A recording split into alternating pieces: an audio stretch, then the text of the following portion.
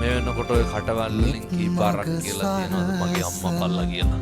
කරුණාධාරා කොච්චර කියලා තියෙනවද. අපි කරපු 1000ක් වැරදි වලට කවුද අපේට තියන්නේ?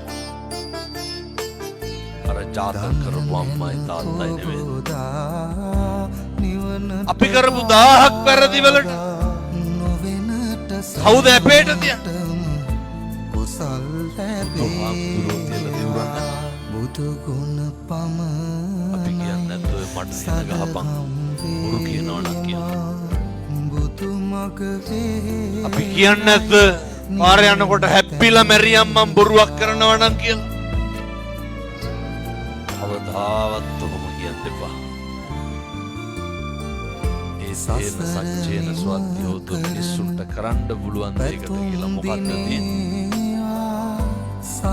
මේ සත්‍යයෙන් යහපතක් වේවා කියලා